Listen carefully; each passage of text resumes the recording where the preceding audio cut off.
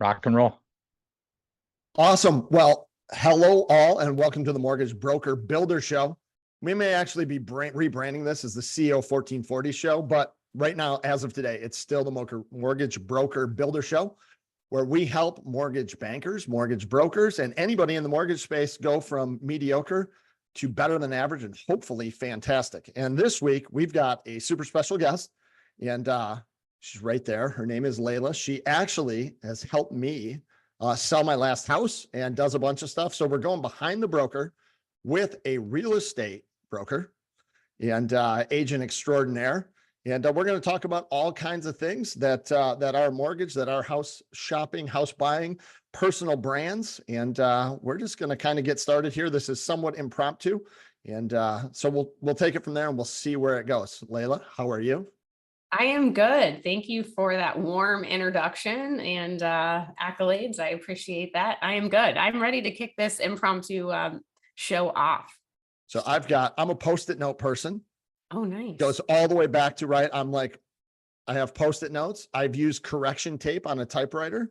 That's how old I am. So, well, do you ever use correction tape? I keep saying things to people now and they look at me like I'm like crazy. Like I was talking today to somebody about the movie New Jack City. Have you ever seen the movie New Jack City? No. With Pookie? No. I mean, no, I haven't, but I'm not a movie buff either. So like maybe I've seen it, but I wouldn't recall. Yeah. I mean, it's like, right. They've got crackheads and it's Chris Rock. He's like this crackhead and it's the movie where they pour a 40 ouncer out to the goodbye to their friends. Okay. Yeah. I don't know. It's a cult classic in my world, but that's beside the point. So let's talk about real estate and some things that actually matter. So tell us a little bit, I know your story, but I don't want to tell it. So how'd you get into the real estate space? I know you didn't grow up wanting to become a real estate agent as a little girl. So how'd you get there? Yeah. So background, I went to college in Florida and I got an accounting degree and I thought that's what I was going to do. And I did that for 10 years. And while sitting behind a desk and crunching numbers and doing tax returns is not fulfilling at all. And goodness gracious, my oldest is 13 and when she was 5. So what is that, 8 years ago? No, that's not right. But anyways, I had a summer in my life where everything kind of blew up and, my house burnt down and then 2 weeks later, my mom passed away. And so I had to look at myself in the mirror and be like, okay, what's important in life?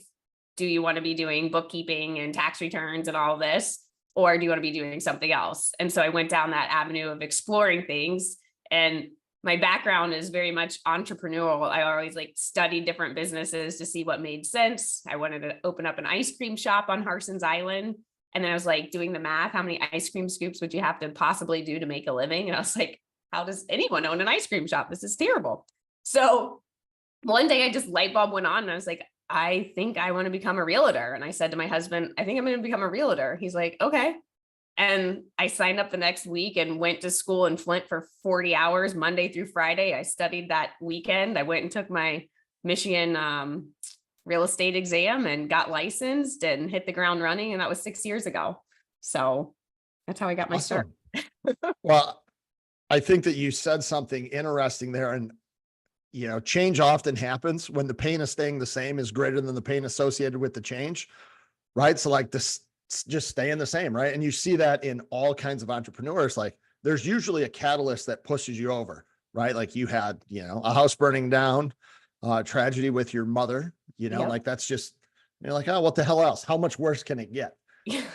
So just a kind of a question that I ask everybody that's kind of in the Behind the Broker series. What's one thing that you wish you had known 6 years ago that you know today about being a real estate agent, and would it have changed your what you did? Yeah. 40 hours is clearly not enough to educate someone. And I think they don't really push the fact that you're a solo agent building a business. I mean, that's what being is. If you don't want to be a business owner and build your own business and be responsible for revenue, you shouldn't get into the industry. But if I could go back 6 years, I wish I would have understood that is the basis, and how working for a brokerage, you've got commission splits and royalty fees and services provided, and do they really provide leads and all of that. So if I could go back in time, I would have educated myself more before jumping into becoming a realtor. And do you think that that's a function of it here, like in Michigan, or that's just kind of a function of like, they're just trying to collect their money to get you to go through the course and then go get them Tiger. And that's why there's like 7 million agents out there? Yeah, I think, becoming a realtor should be more than just that short. We have a very short window. I got licensed in Florida, and I want to say it was like 86 hours, but that's still what they didn't touch there on building a business or anything. And I think it's just, I don't know, the barrier of entry is super low, and maybe they don't. I mean, who wants to invest in educating them, realtors or whatnot, or who would be responsible for that? I'm not sure, but I think you would have that failure rate of realtors is at 87%. So I think if we were actually educated in the beginning of what we were getting into, less people would enter, and therefore we'd have a higher success rate. I think it bodes well for the ones that do make it. Yeah. And we've talked about, we have this thing inside of our coaching and stuff where we call it our 3S speed square, right? There's kind of 3 triangles that you have. And since we're builders, we use a speed square, but it could be anything. But really, you've got like the learning phase or the training. You've got coaching where you actually become good at it. And then you have a leadership component. And I'll use guitar, right? If you're like a Johnny Cash fan, you're from Florida. So everybody in Florida loves Johnny Cash. You're all like, yeah, you have to. But I can show you right now in the next 10 minutes, every chord. I can show you everything that you need to know to play every Johnny Cash song. 10 minutes. That's all the longer it takes to show you, like, where do you put your fingers on the strings and how do you strum up and down? Now, so right, that's the transfer of knowledge. That's training. And often it stops at training. You then have this coaching part where you've got, the thousands of hours and the reps, and that's what it sounds like. Yeah, that's the thousands of reps that you've done now. And then the leadership part is the third component. And that's, somebody's got to actually get you to practice every day. So if you want to play Johnny Cash songs and sing, Burning Ring of Fire, I need to train you where to put your fingers. I need to then coach you a lot. And I need to lead you to like, hey, Layla, get out of bed. It's time to practice Johnny Cash for the next 20 minutes today. Yeah. And in a couple of years, you'd be like jamming around the campfire. So I think that all industries do that, but I do believe that the real estate industry probably is one of the worst. It's just the go get 'em Tiger. Here's where you put your fingers. Good luck. For sure. Yeah. And I think you're lucky if you find someone that gives you where to put your fingers. I mean, really, even that much. Yeah. I mean, that 40-hour course, it's just like anything in, you go to college to get a degree, like accounting. And then I had no idea how to do a tax return. Like that wasn't actually a class that they taught in college. So yeah. Well, I think that college teaches college. My son just graduated, right? Like if you're like public schools teach school, right? Like how do you sit? How do you do it? Right? They teach you how to go to school. Like the learning is like an ancillary thing that happens secondary. College teaches you, complex formulas, but not actually how to go out and work. So I think it's definitely interesting. So where did you start out? Like, who was your first brokerage that you went and worked for? And I don't even know, I think I'm looking at your LinkedIn page and it says EXP, but like, I know you as Layla, the real estate agent, like the place you work matters a lot less to me than you, but tell me about like, where have you bounced around to? Where have you been? Yeah. So I started my career at Century 21, Sackmar and Associates, and that was in downtown Rochester.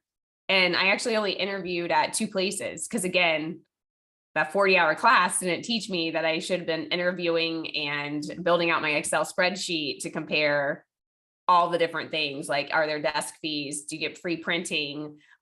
What is the commission split? Is there a royalty fee? Is there a cap on your commission? That's a huge one, right? But anyways, I got started there. And the reason I got started there was my family owns a funeral home in the same town in downtown Rochester.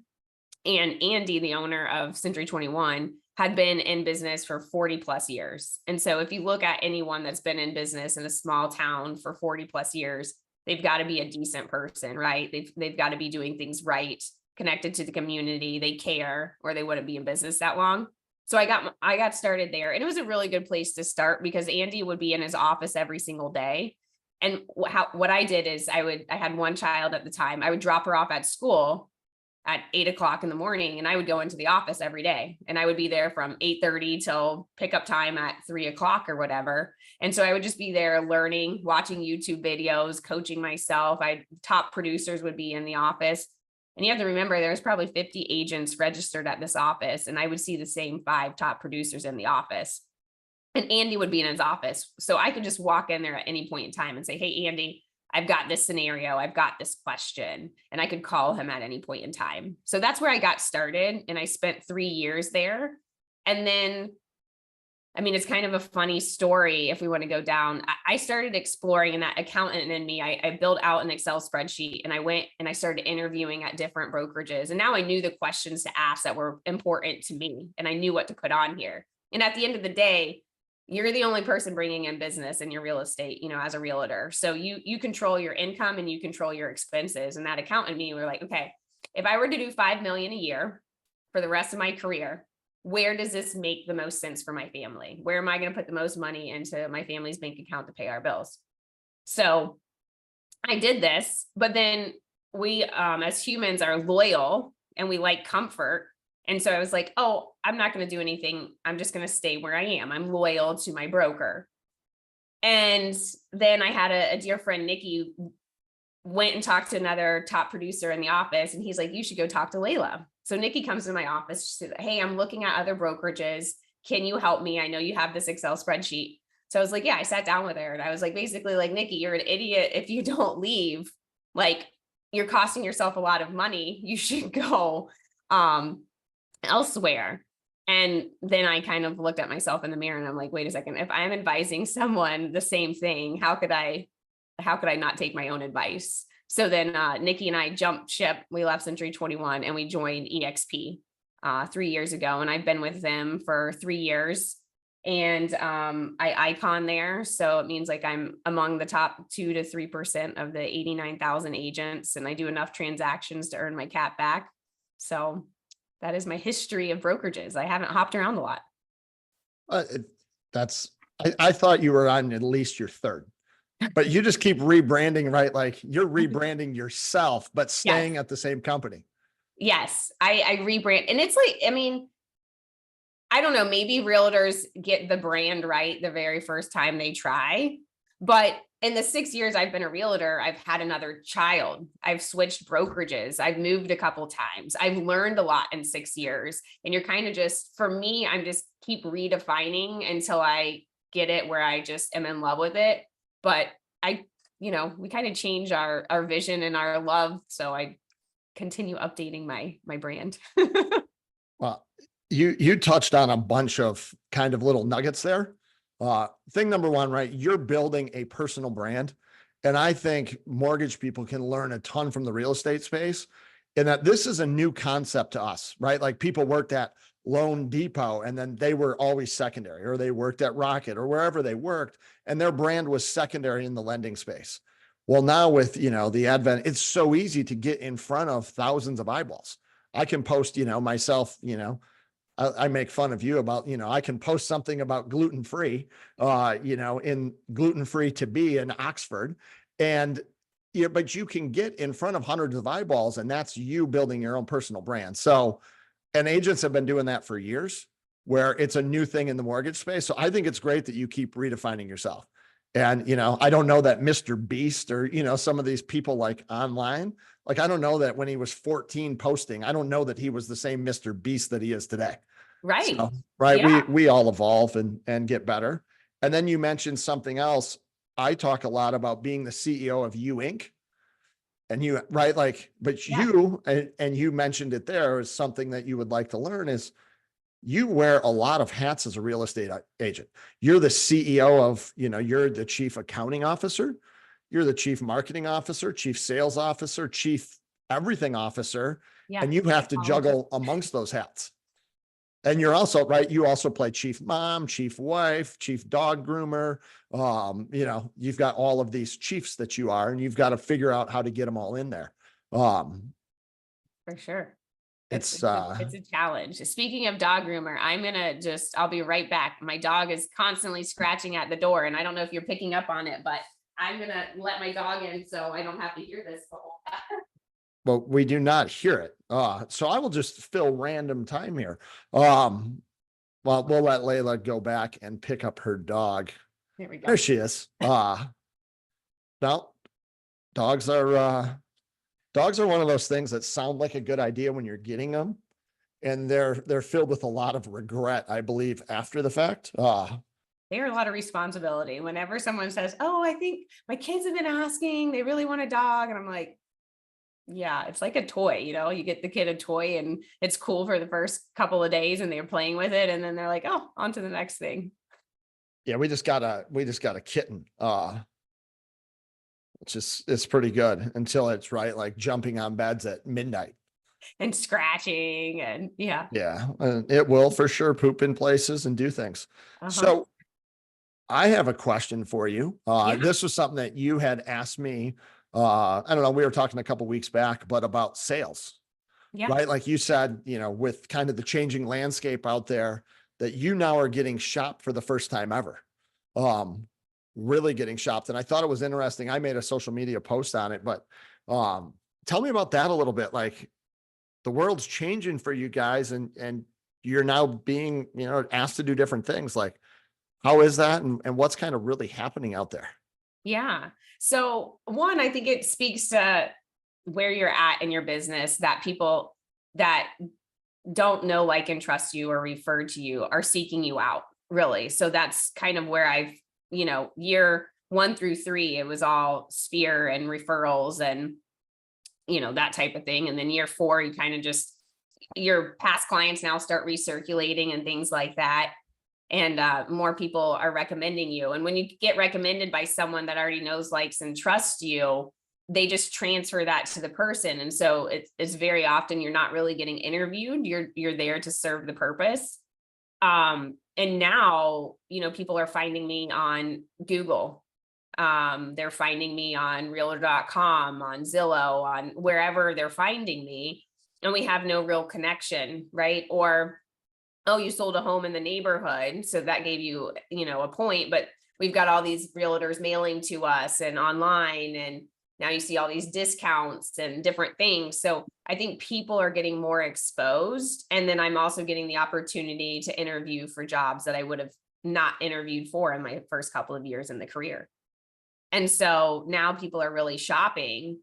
And I think a lot of agents don't know the value that they serve. And business is down, and business has been hard for the last 2.5, 3 years since COVID hit. And I think realtors are desperate. They need a paycheck. They need to feed their family.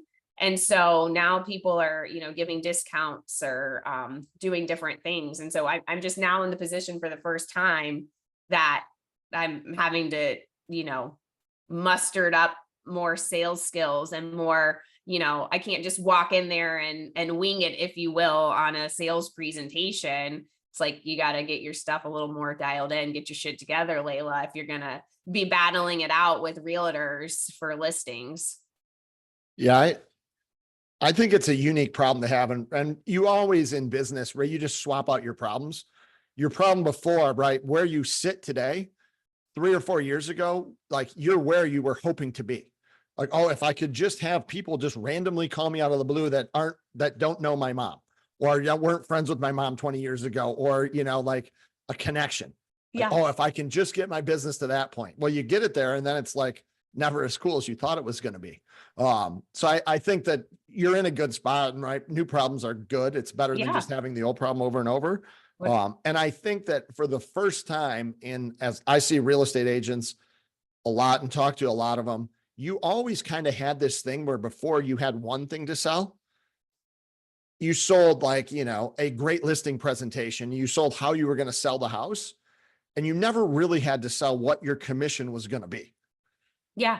Right. It was just assumed it was a flat fee. This is what it is. And this is what the whole world pays. And now with the whole NAR settlement, the consumer on the other end, and they've always been able to shop. And right, like regardless of what the lawsuit is, like people always had the ability to shop, just most people weren't smart enough to do it. Yeah. So now though, they're looking at it and it's almost like the in vogue thing. Like, oh, I got to beat up my real estate agent a little bit about commissions. And so you've got to just, have a better presentation.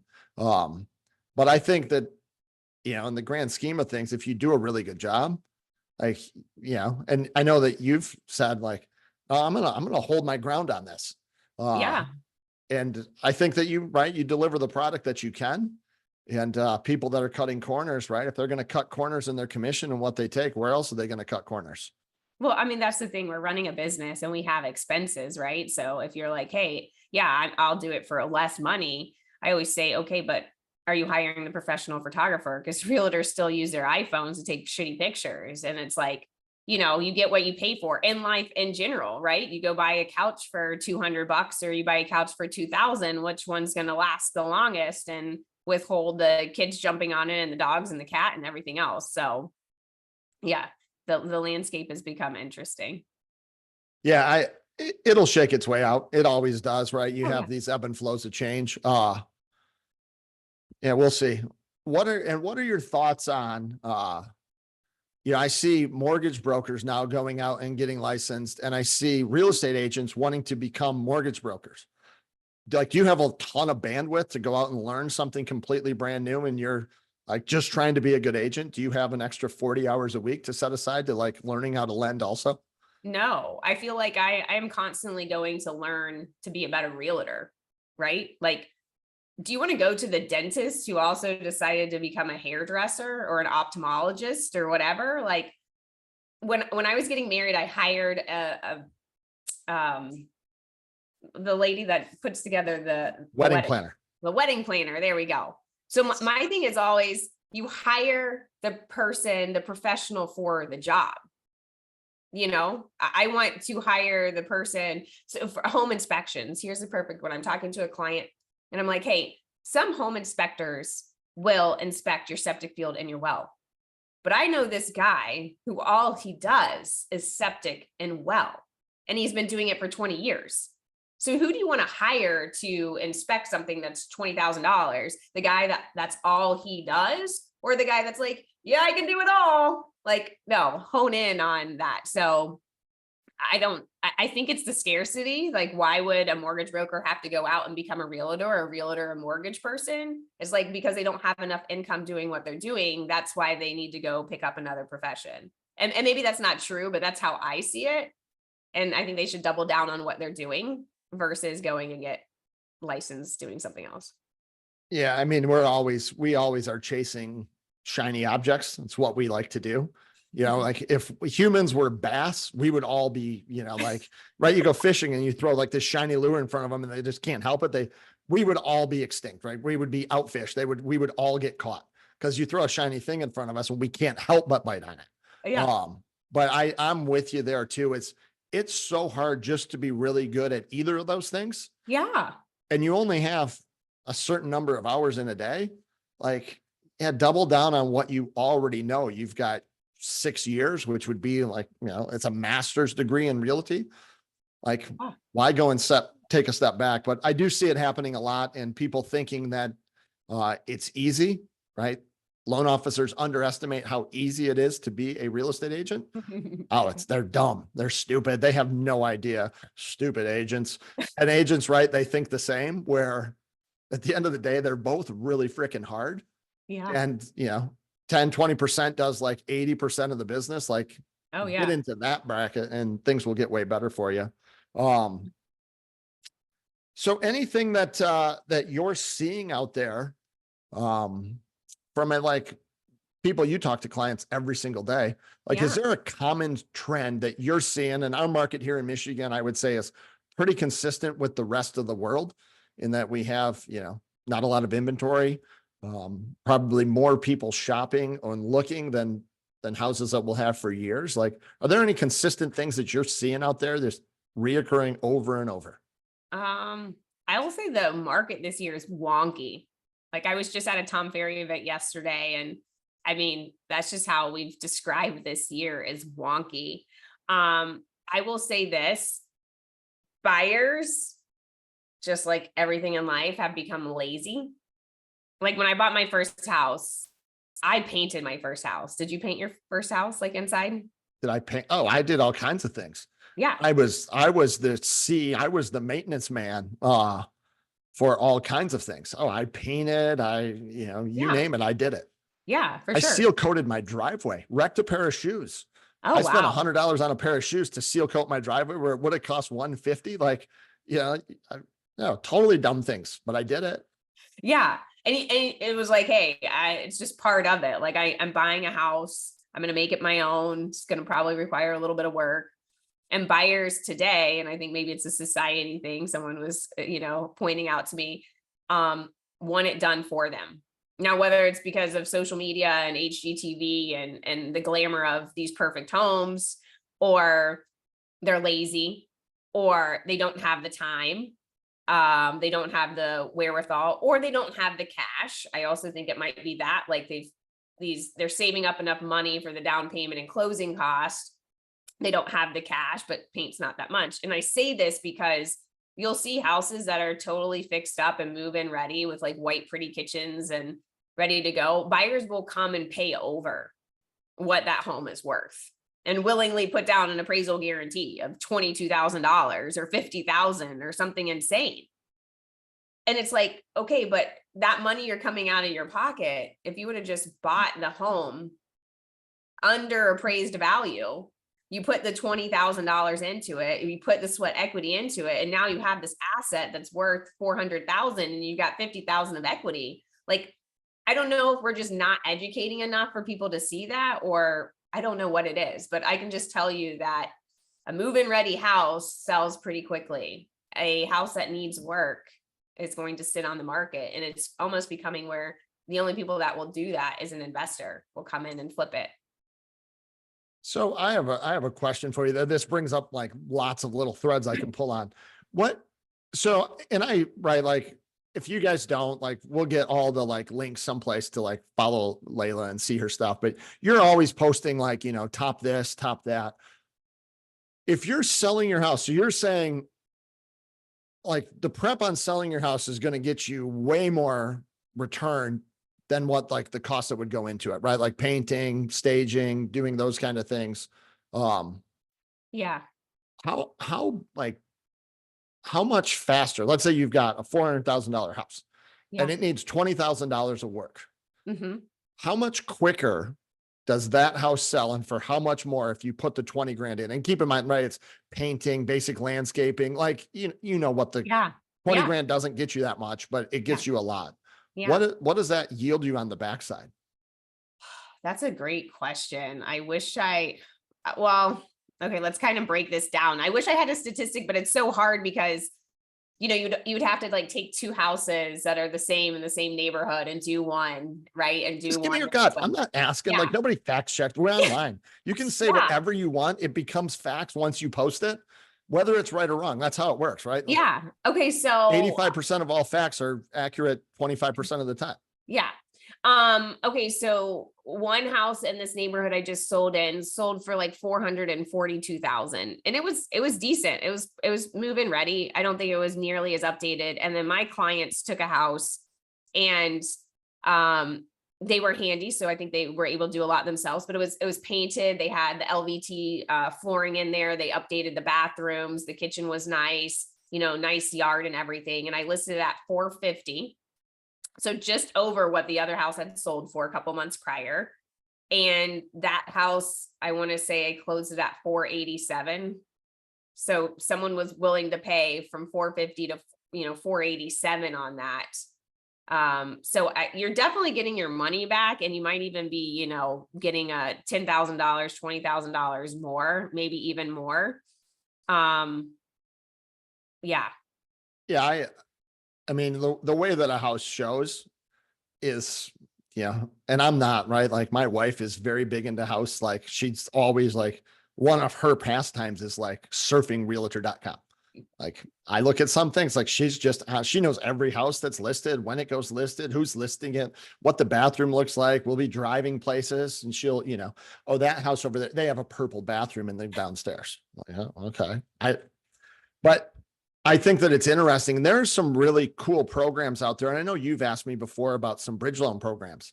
Yeah. There is a program that is out there that we actually offer. It's where you can cross collateralize. So let's say you have somebody that owns a house that's worth, let's say 500,000 and they owe 200,000 on it. Okay. And they're trying to go and buy a new house for, let's say 500,000. So they've got, or 400,000. So they're looking at $900,000 of assets or of total real estate between them. They will take and actually add the value of both of the houses together. They will cross collateralize it and Okay. give them 80% of the new price.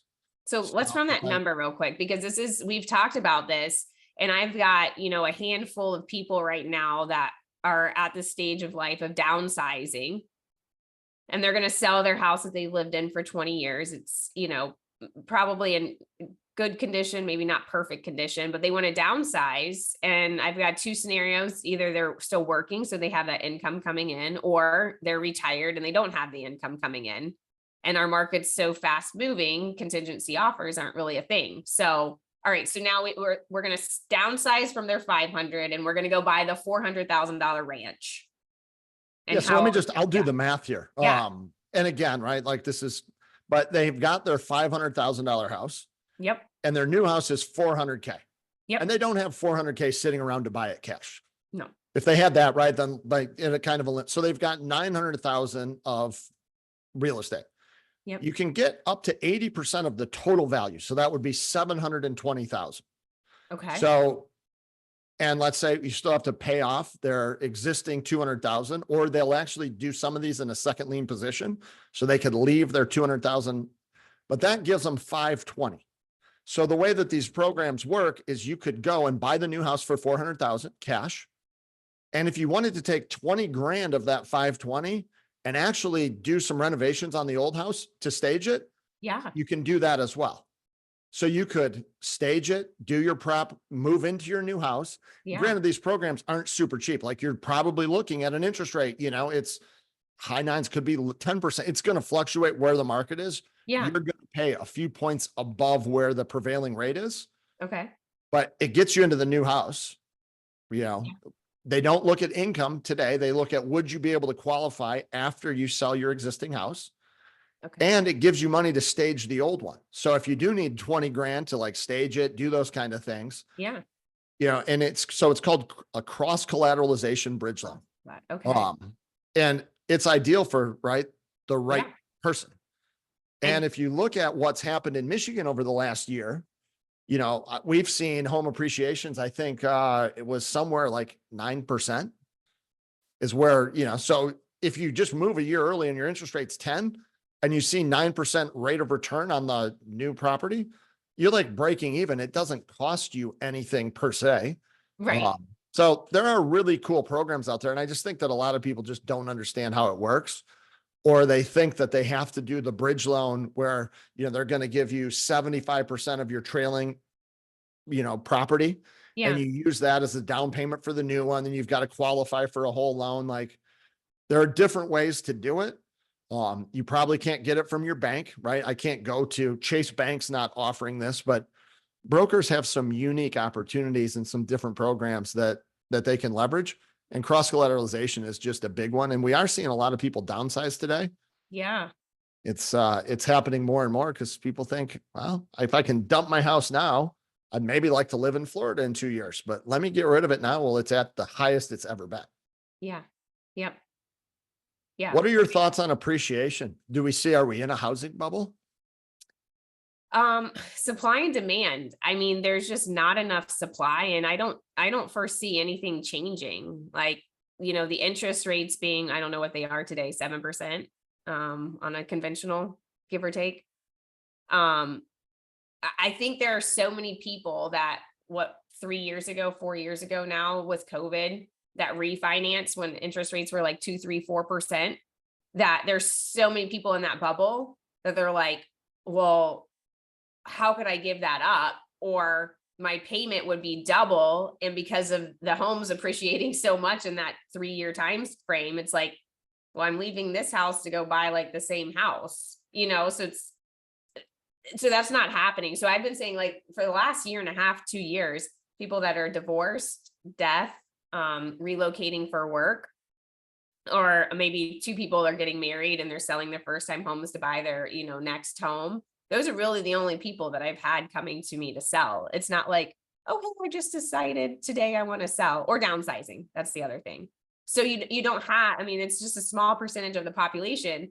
And unless interest rates are going down, and we thought they were, I mean, that was like in the beginning of the year, we were like, oh yes, it's gonna be mayhem this summer. These rates are coming down, and they haven't. And so I don't think until rates come down, we're going to have this influx of inventory. And if you don't have, I mean, it's just supply and demand. If we don't have the inventory, how are prices going to go down? Yeah, I was looking at some statistics just recently, and there's this thing that they call household formations. So it's how many new households are formed. You can kind of think of it. I like to, make the story of, it's the boy leaving his mom to go off to start his own family, right? Like that's considered, was all under one house. Now it's 2 households. And there's a certain number of households that are formed every year. And then you have your scenario, right, where there's households that are formed via divorce and different things that one splits into 2. And then you look at, right, we've got a bunch of people, like immigration is a thing, right? There's more people coming into our country today than ever that need a place to live, whatever. And you also have population that's growing. So, right. So like you have this population that's going up, up, up. And there's, next year, there'll be more 25-year-old kids than there are today, and so on and so forth.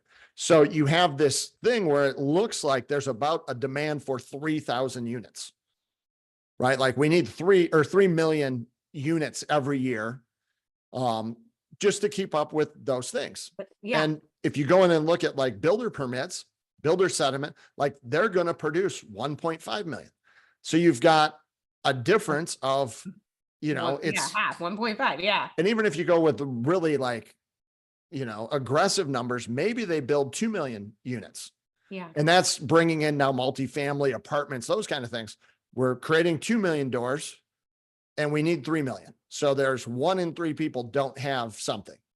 And what I like to do, and something that I think any agent should be talking about today is, there's that whole date to rate, marry the house thing, which, right, like you're not doing that because you still need to afford it. But homes today, unless something, right, like unless we figure out a way to like turn, everybody goes into a mini house, or, they take strip malls across the country and convert them into, housing projects or whatever.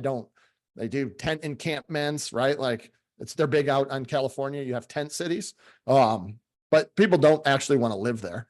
And you've got this problem where today, I like to say that homes are the cheapest they'll ever be right now today.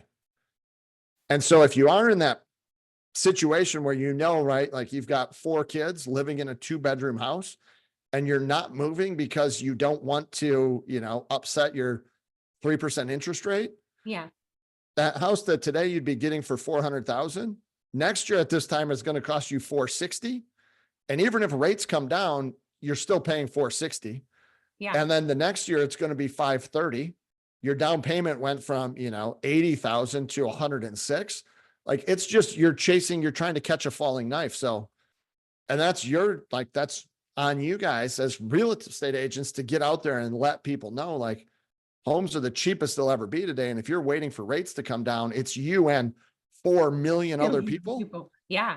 Yeah. I think it's going to be a shit show when rates do drop. Oh, absolutely. I think yesterday they said like the stat was like 76% of buyers. It was astronomical. Didn't buy last year and are on the sidelines. So then like you have to like, okay, now 76% of buyers, when the market shifts a little bit, they're in it to win it, right? Now you're battling and then the price of the house goes up even more because you're in a bidding war. Yeah. And your mortgage payment, the difference on, 0.5% on an interest rate of 400,000, like people think that it's some wild number, but it's not. And there's a lot of tools out there. We had something on our website where I did a why wait calculation.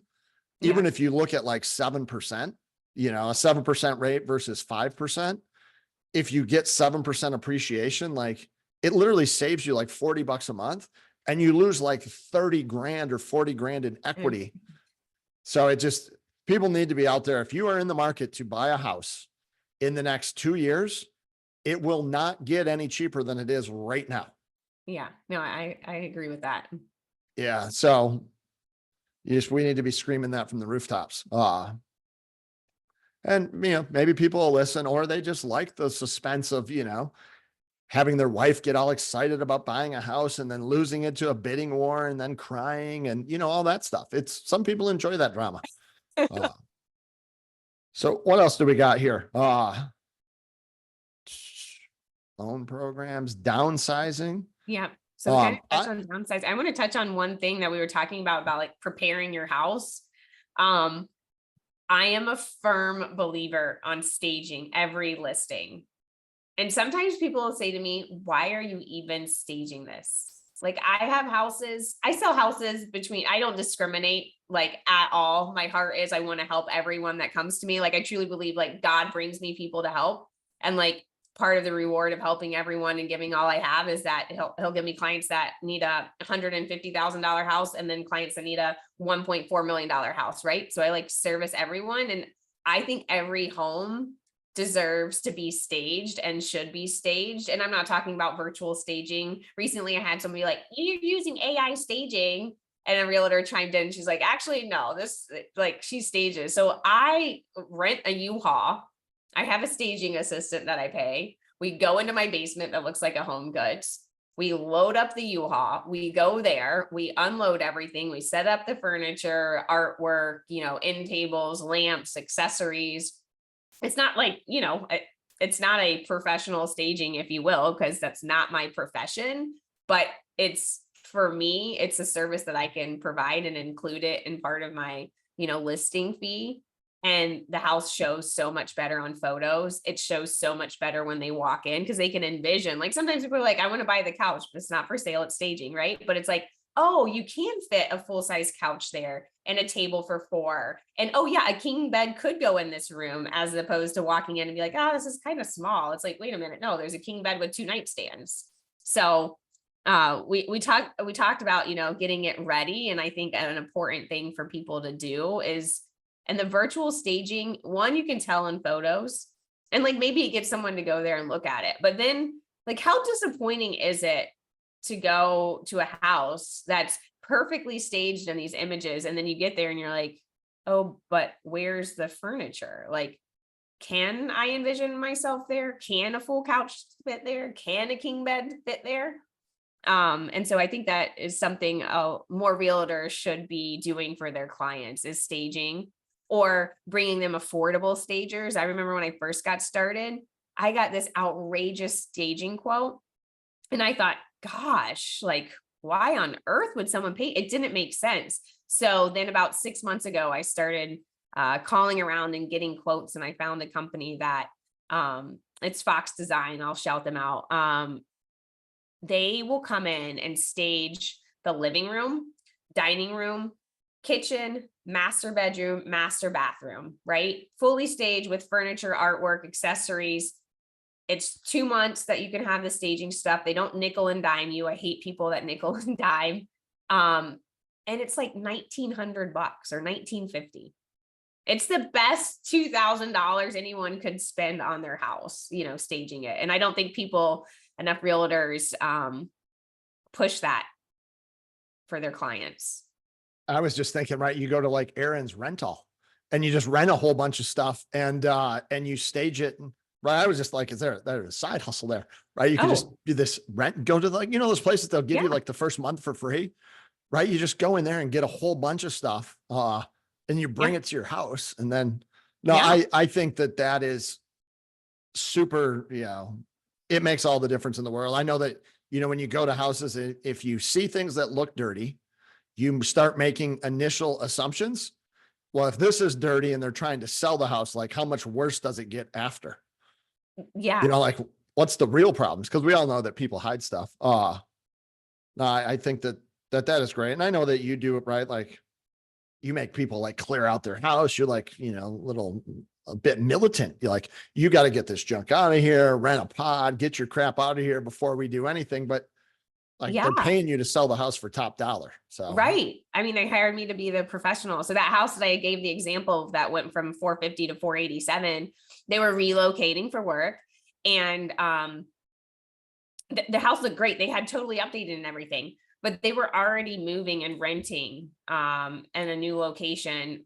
And I said, we were just talking about, hey, timing about showings and having kids and trying to work and all that kind of stuff. And it was like, we just came to the agreement. Well, it would make the most amount of sense and be less stressful if you guys went ahead a couple weeks early, moved into the rental, took all of your stuff, emptied it out, and then I can come in with all my staging stuff and stage it. Right. And so I think that made a huge difference in that house. But yes, I go around and I say, you need to pack this up. You need to, I don't care where you're putting it, the basement, a little area, or the garage, or you probably wanted to throw it away for the last 10 years anyway. So go ahead and do it.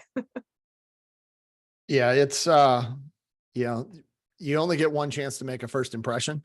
And when people show up, they show up. Let's talk a little bit about your brand, right? I see you out trying to build a personal brand. We've talked about it. Yeah.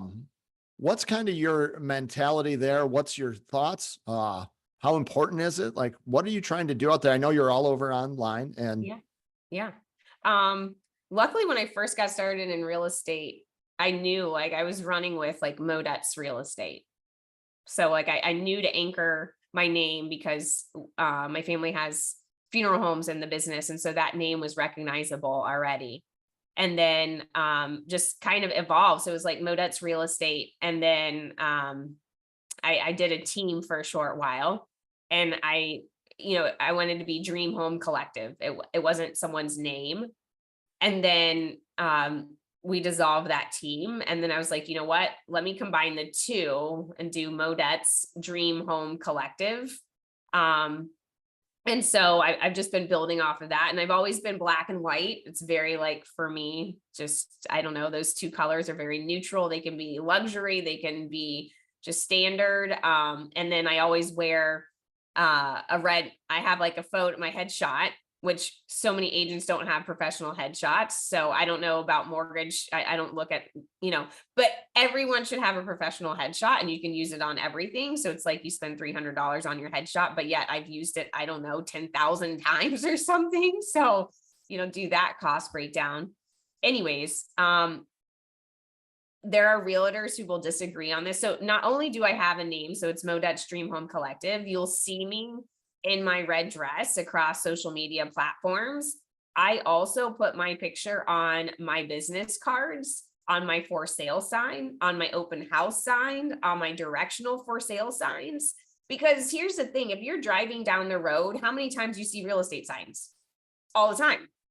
Like, are you like, oh, that purple Berkshire Hathaway sign, whose name is on it? No, you're just like cruising. But if you see me in my red dress, I get so many times like, oh, picture, I see you outside of the Target. My friend was walking in her neighborhood and saw you. And so I'm a firm believer in having my picture on there. There are other people that are like, that's not very luxury. You shouldn't have your photo on there. I hear from women, but aren't you afraid like people are gonna, come and stalk you or whatever? And I'm like, no, I don't know. These ideas don't come into my head, but I am my brand, like I want people to recognize me. I think that when you look at those kind of things, often people don't do that because they're afraid of what people will say. Right. It's like they don't want their picture out there just because they're like, oh, what's somebody going to think about me? But right. You want somebody to think about you when you are poor, or do you want somebody to give you crap, but like you have a lot of money because you sell a lot of houses? Like put your picture all over the place. I think it's a great idea. Yeah. You'll sell more homes if your goal is to sell more homes. Right. Which I mean, and you also have, right, like you're just very consistent. And I know like you run a little bit of a different team. I know like you're not out there doing it, but you've got like a little, like your like mini team or your micro team. Yeah. Like what's your structure look like? Yeah. So I heard the term micro team and I liked it. So my structure is this. I think you get started and then you hit a breaking point and there's not enough hours in the day. And so I think everyone's first hire should be a transaction coordinator. So that was my first hire. And the way I explain a transaction coordinator is when you go to a doctor's office, the doctor sees you for your appointment only, right? They're there to assess you, help you, and that's it. They are not the person who checked you in to do the paperwork. They're not the person emailing and scanning the paperwork to the insurance company. They're not the one calling to schedule to call in your meds, right? Like the doctor serves a purpose. And so my first hire was a transaction coordinator, and they take that work off the realtor's plate. And the whole reason for that is so I can have more time with my clients. I can make more phone calls, more emails, do more open houses. I can do more, I can show more houses, and I can be building that relationship one-on-one with my clients, because who cares who's doing the paperwork behind the scenes and sending it to the title company, the mortgage broker, the whatever, right? And then you hit this other point and it's like, okay, well now I'm utilizing my time differently. And now I have so much where I like to do a lot of things for marketing for my listings.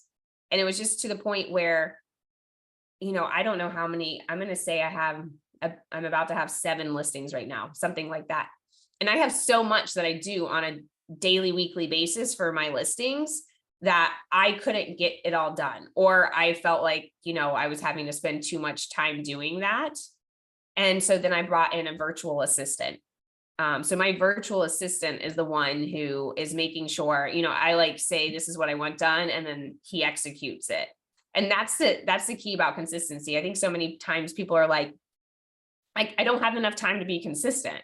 Well, then if you don't have enough time to be consistent, that means you're so busy working that you need to hire someone, right? And so I hired the person to be consistent with doing that for me.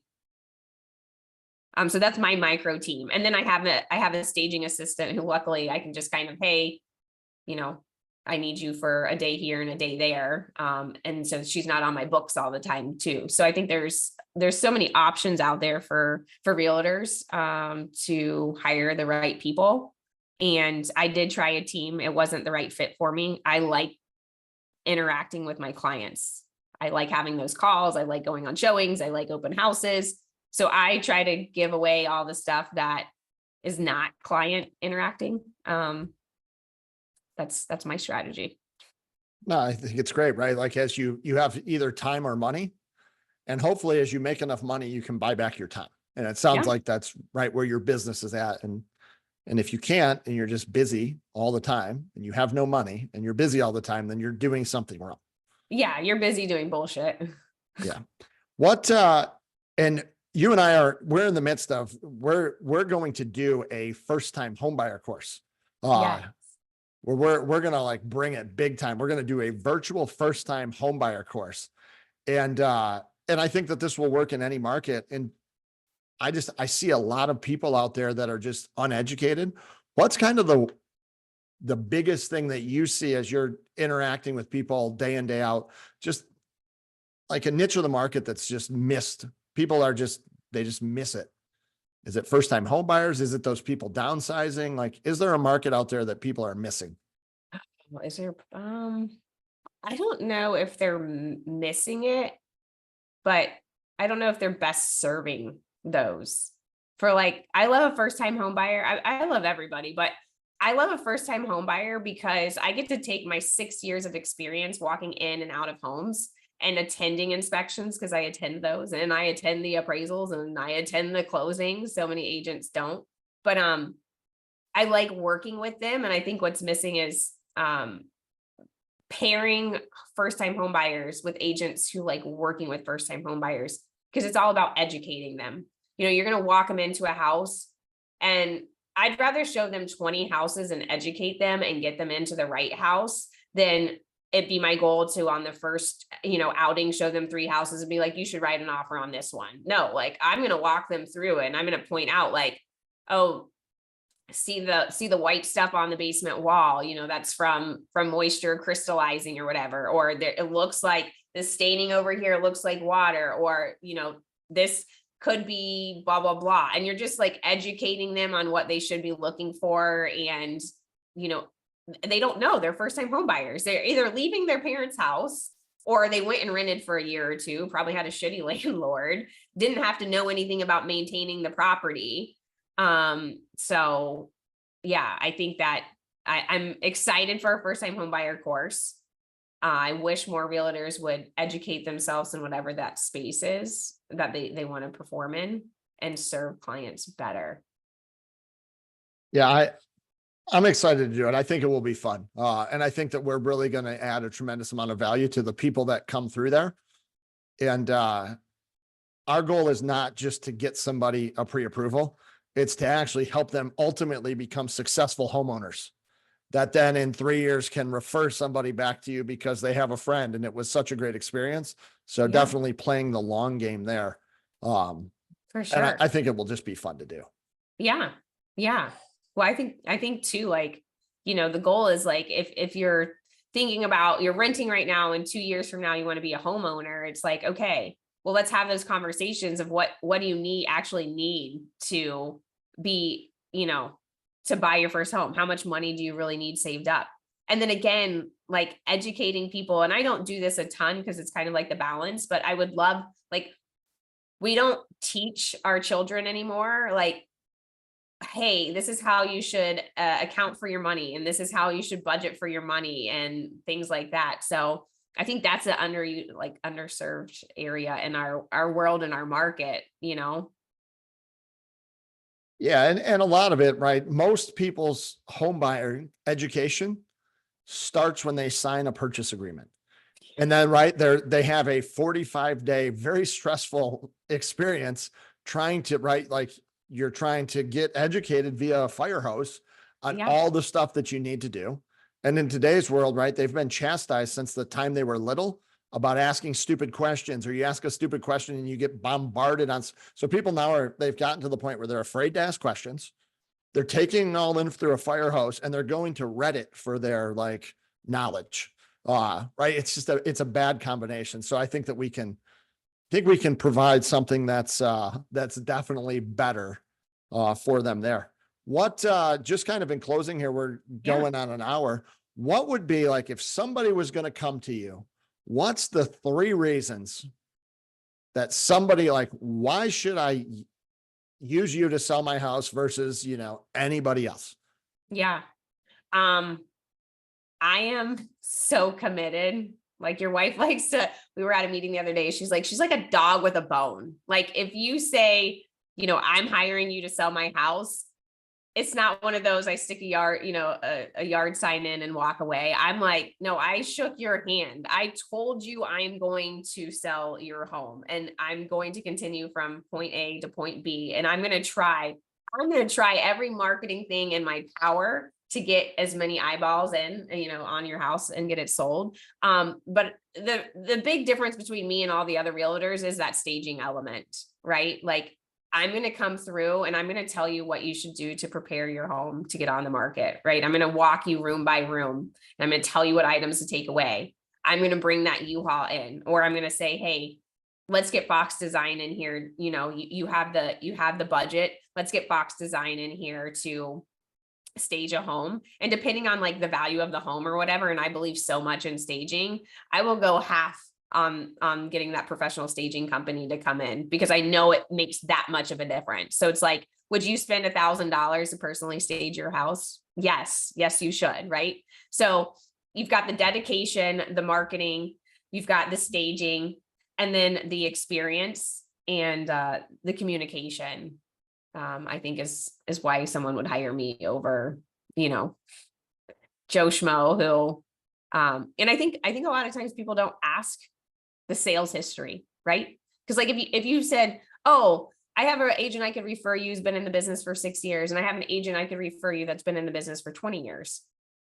It's like, okay, but of the last 6 years, how much business has that 20-year agent been doing? I closed, 36 homes last year. And the year before, I think it was close to 50. So I'm like doing that many more transactions to have experience in all different, price levels, different scenarios, working through inspections and appraisals and things like that.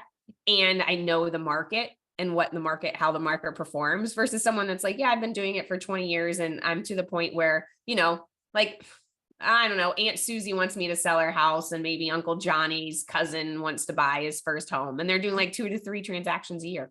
It's like, who should you pick? Yeah, I think that the analogy of a dog on a bone is a good one, because we used you to buy a vacant piece of land. And in order to get it done, it wasn't like you just like write an offer.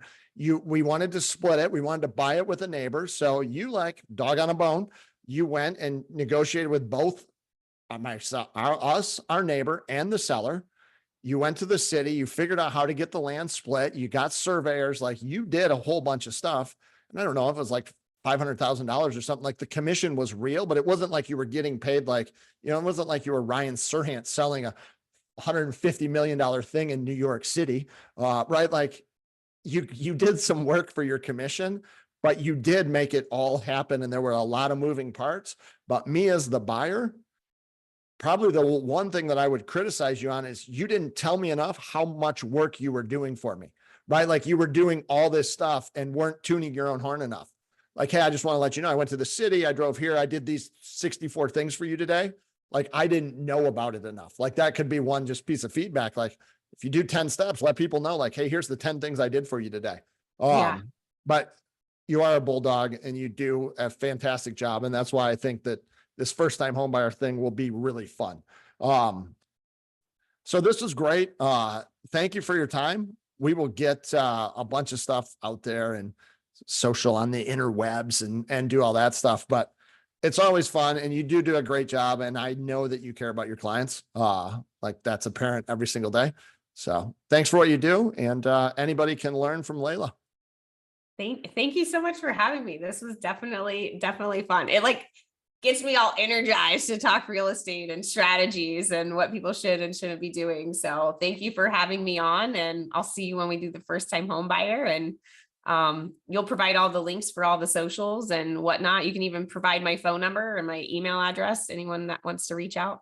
You mean you're taking new clients if they want to like sell their house? Like you do that? I do that. Yeah. It's so cool when the phone rings and someone says, Yeah. No, that's it's the dream world that we all live in. So yes. we want our phone to ring. Well, I appreciate your time. You have a Yeah. good one. Anybody has questions about like starting a brokerage? How do you do more with real estate agents? What are some things that you can do day in, day out to connect with great agents like Layla? And every single agent that's out there is looking for lending partners that can help them accelerate their business. And they don't need anybody calling them to tell them that they can close loans in 10 days. Like, don't even call and waste their time with that. Every lender can close loans fast today. So you better bring something else. You got questions, concerns about that, reach out. We'd love to help you over here. And Layla, you have a fantastic day. Thanks. Bye, Thanks guys. all.